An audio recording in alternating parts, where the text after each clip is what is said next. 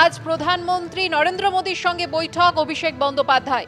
আজ সন্ধে 7:30টায় প্রধানমন্ত্রীর বাসভবনে অভিষেক বন্দ্যোপাধ্যায় সহ সর্বদলীয় প্রতিনিধি দলের সদস্যদের সঙ্গে বৈঠক করবেন নরেন্দ্র মোদী। প্রধানমন্ত্রীর সঙ্গে এই বৈঠকে থাকবেন অভিষেক বন্দ্যোপাধ্যায়, শ্রমিক ভট্টাচার্যরা। সন্ত্রাসে পাকিস্তানের লাগাতার মদদ, বিশ্বের দরবারে 7টি দলের 59 জন সদস্য, সর্বদলীয় 59 জন প্রতিনিধির সঙ্গে বাসভবনে বৈঠকে বসবেন প্রধানমন্ত্রী নরেন্দ্র মোদী। বিশ্বের দরবারে কিভাবে পাকিস্তানকে জবাব প্রধানমন্ত্রীকে জানাবেন অভিষেকরা।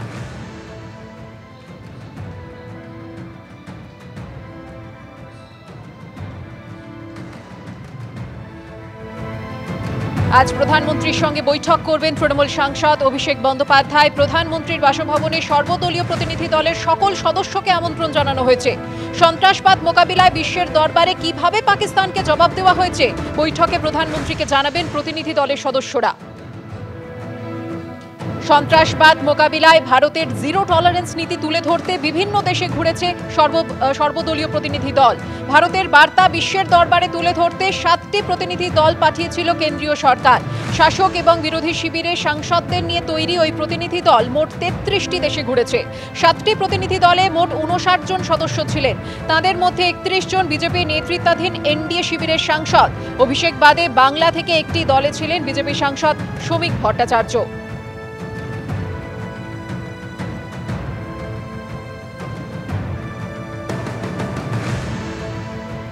21শে মে একটি প্রতিনিধি দলের সঙ্গে প্রথমে জাপান রওনা দিয়েছিলেন অভিষেক বন্দ্যোপাধ্যায়। জেডিইউ সাংসদ সঞ্জয় ঝার নেতৃত্বে ওই প্রতিনিধি দল এরপর দক্ষিণ কোরিয়া, সিঙ্গাপুর, ইন্দোনেশিয়া এবং মালয়েশিয়া যায়। সন্ত্রাসবাদে মদদ দেওয়া নিয়ে পাকিস্তানের ভূমিকা বিশ্বের দরবারে তুলে ধরেন প্রতিনিধি দলের সদস্যরা। 2 সপ্তাহের সফর সেরে 3 তারিখ কলকাতায় ফেরেন অভিষেক বন্দ্যোপাধ্যায়।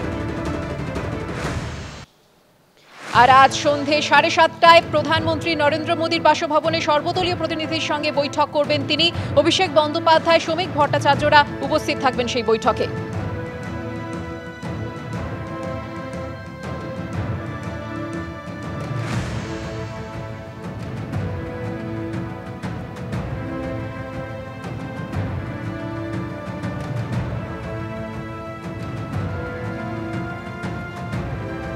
ভারত মাথা নত করবে না, যে ভাষা বোঝে সেই ভাষাতেই উত্তর দেবে Bharat.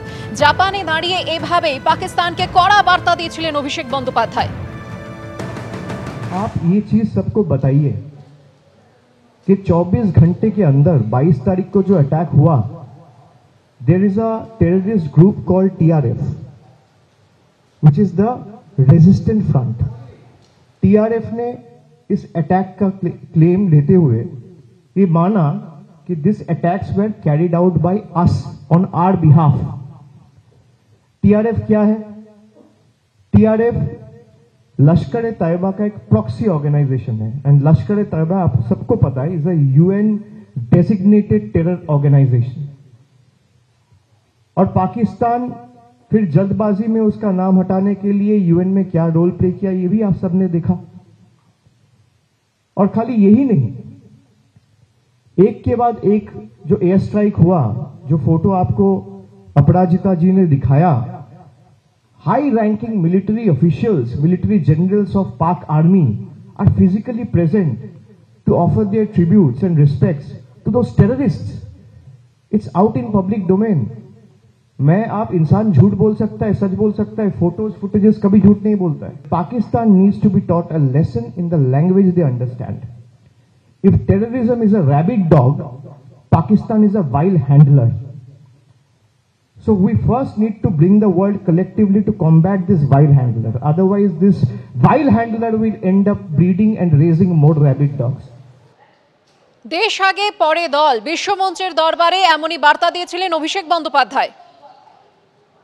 Well, I might differ with the ruling dispensation of the political party. I will continue to fight with them tooth and nail, will not budge an inch from my fight. But when it comes to the national security of my country, I will stand firmly and serve towards what is in the best interest of my nation.